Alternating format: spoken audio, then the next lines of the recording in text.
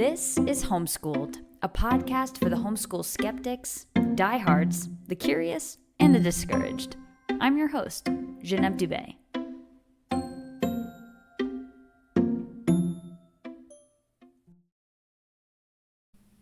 All right, here we are. I know you never wanted to talk about COVID ever again, but here I am, coming at you.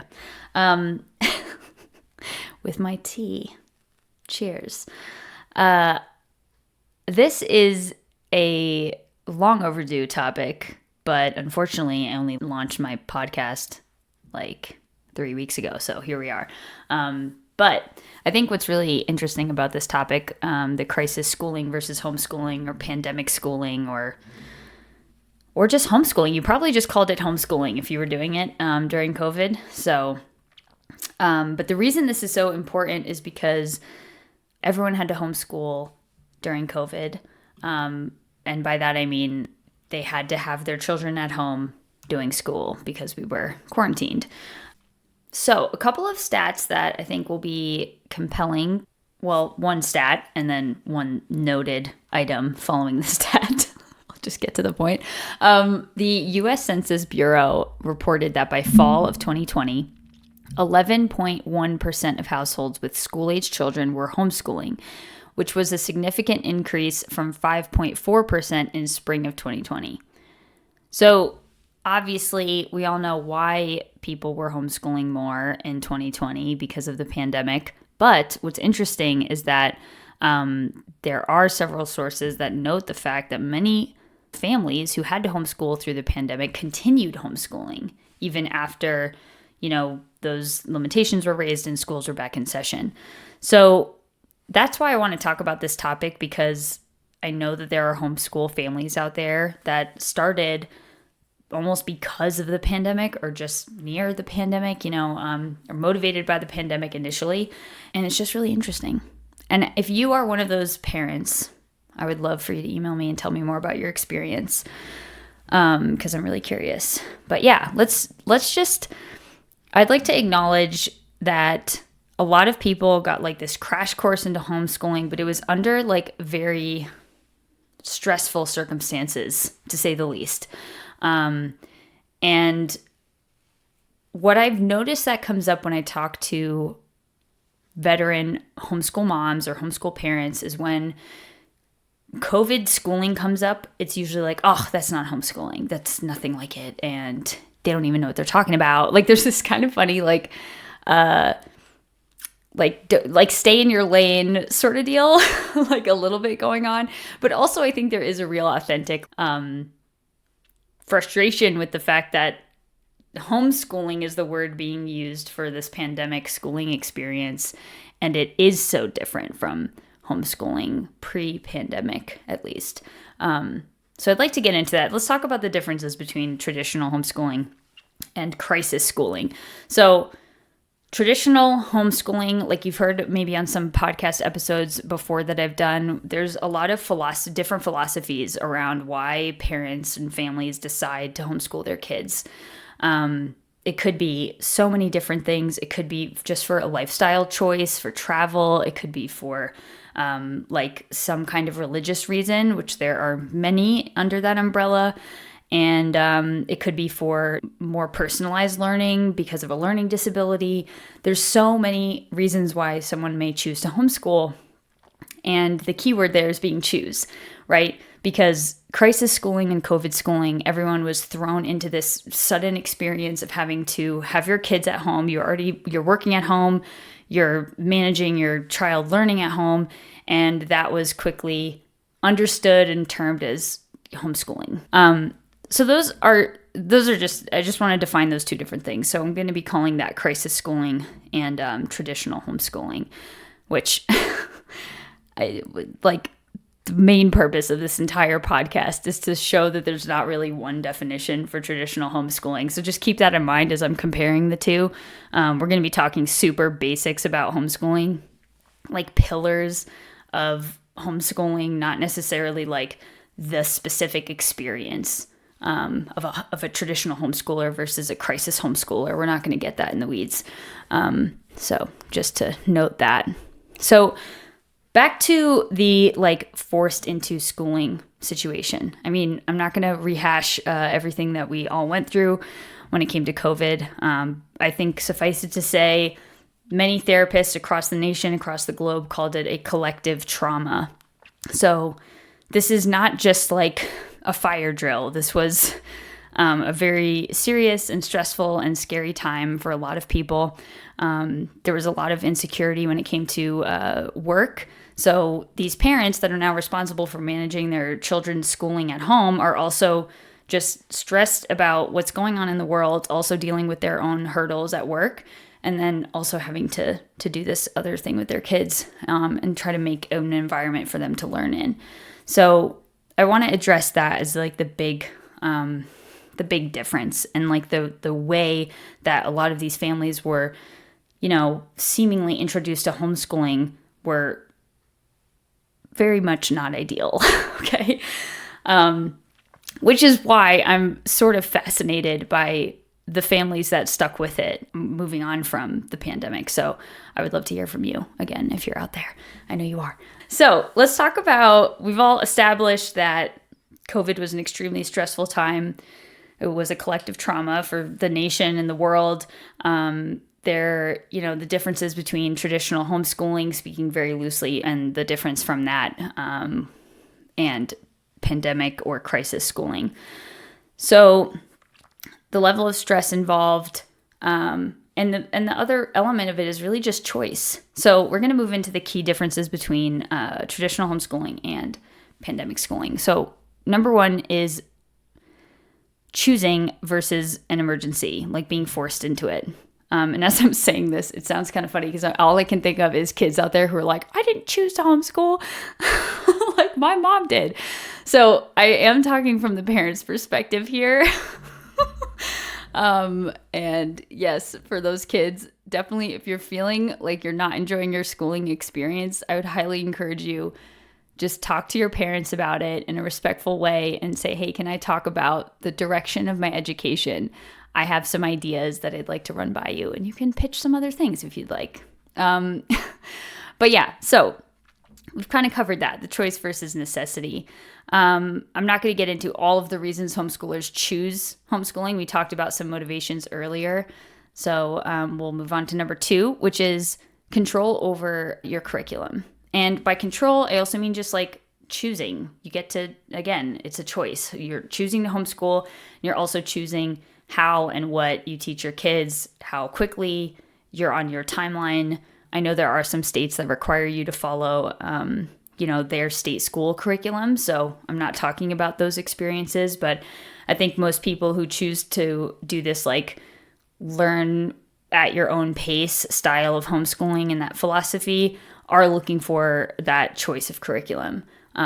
So that's another big difference. Whereas in the pandemic schooling, this happened in like the middle of the school year for a lot of people. And that really, all of these curriculums had to be like quickly converted into things that worked virtually, which didn't always work virtually. So that was another sad thing. I think a lot of kids maybe like just didn't have as good of an experience with a certain subject because that teacher didn't design the course that way, So that's a big thing to know also about curriculum. So traditional homeschooling, usually you get to choose your curriculum. And I think that is it is a point of stress, I think, for some parents, or it's actually a question I get a lot from my friends who are considering homeschooling their kids. Like, how do you choose the curriculum?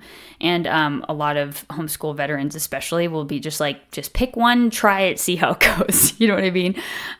You can do as much research as you can, but I would recommend going to like some kind of curriculum expo. They had those when I was being homeschooled. I don't know if they still happen now, but it was a great opportunity to just kind of like walk the floor at a big expo hall and talk to these different representatives of these curriculum programs. And it's a great way to catch a vibe of a curriculum, but I digress. So that was number 2, control over curriculums. Number 3, flexibility and structure, right? So again, I apologize if this is sounding really repetitive, but crisis schooling during COVID was very much like, hey, we have to like squeeze our curriculum.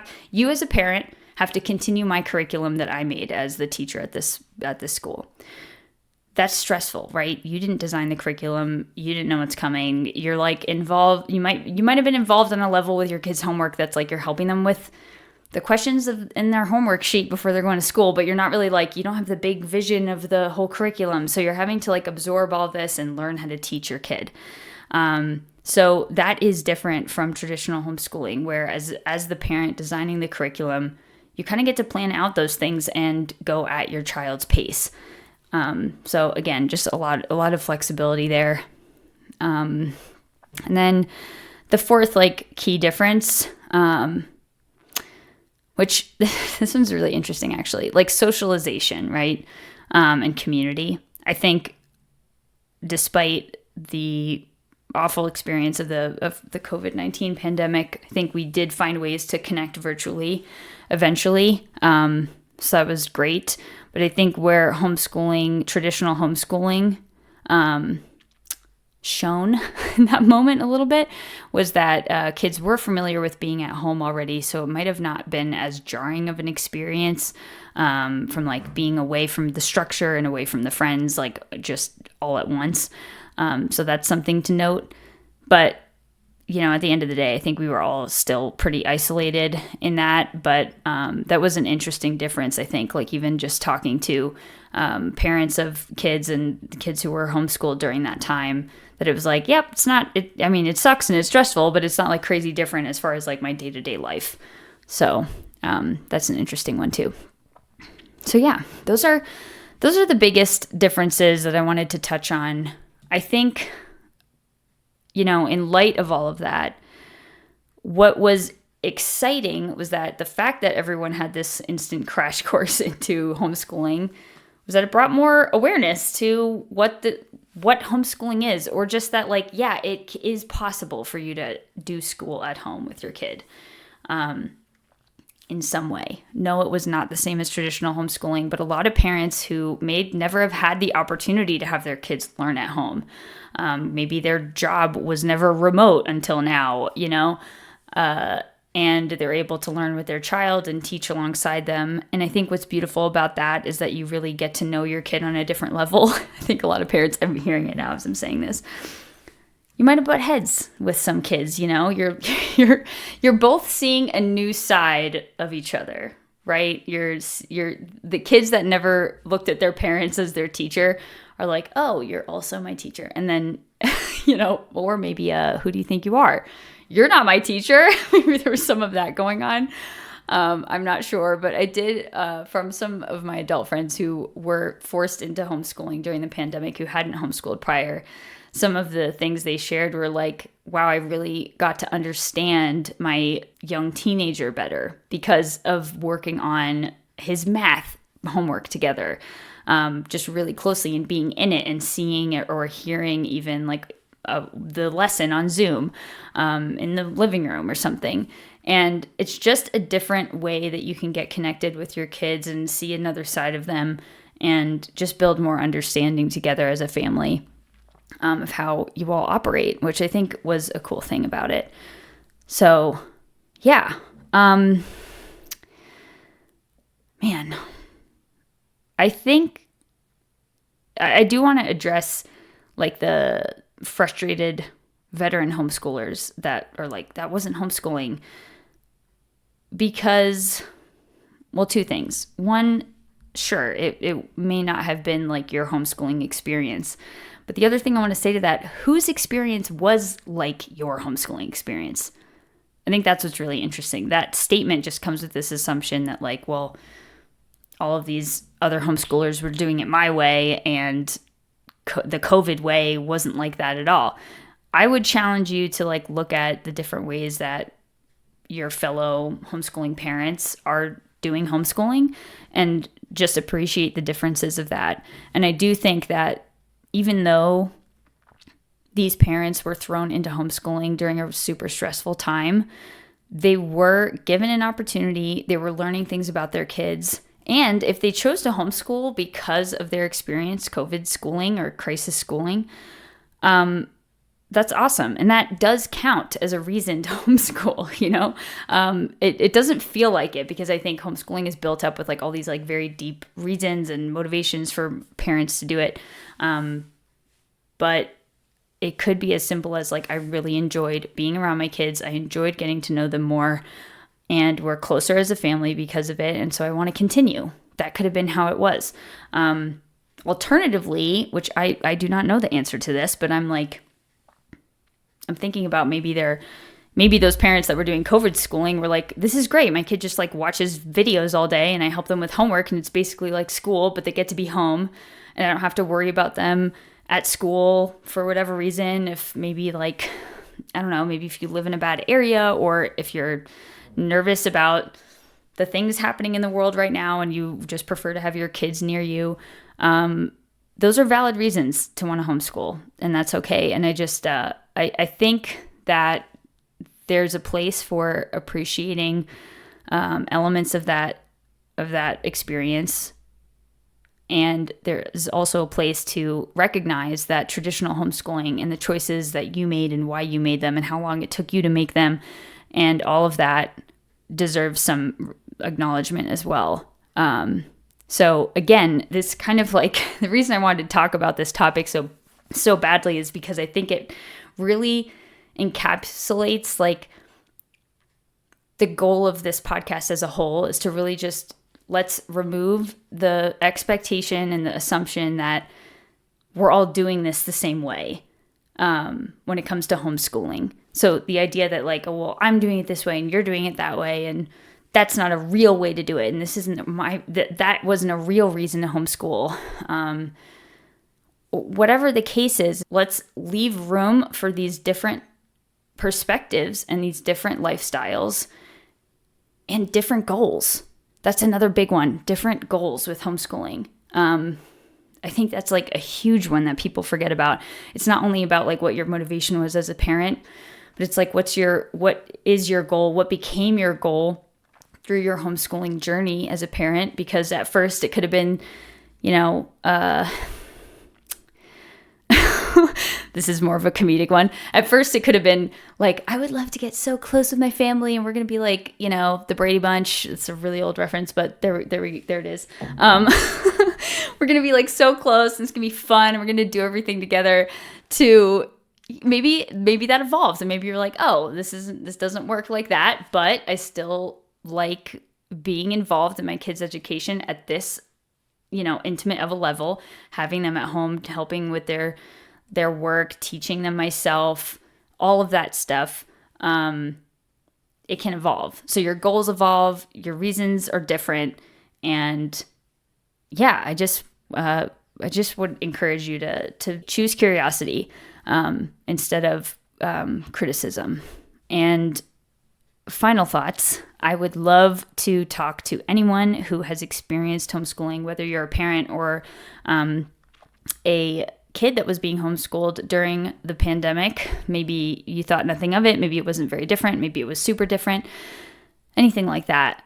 Please reach out to me. My email is in the show notes, and I'd love to hear from you. The other thing I would like to ask is, if you are one of those people, did crisis schooling feel like homeschooling to you based on what I talked about today? Because I do want to leave the option that there could have been parents that really went really intentional with it. So I'd love to hear from you as well. And that's all I got for you folks. I hope you have a great day. If you're interested in being a guest, I would love to hear from you. I have a guest application. If you go to solo.to/homeschooled, you will find a little web page and a button at the bottom that has a little link that says become a guest. And if you could fill out that short application, I'd love to start a conversation and potentially have you on the podcast. Thanks so much for listening. Hey, thanks for listening. If you found this episode helpful or inspiring or not, I'd love to hear about it. Email me at thehomeschoolledpod@gmail.com. Are you interested in being a guest? Let's chat. Apply today at www.solo.to/homeschooled to complete a quick online application. Have a great day. Don't forget to drink your water, and I'll talk to you soon.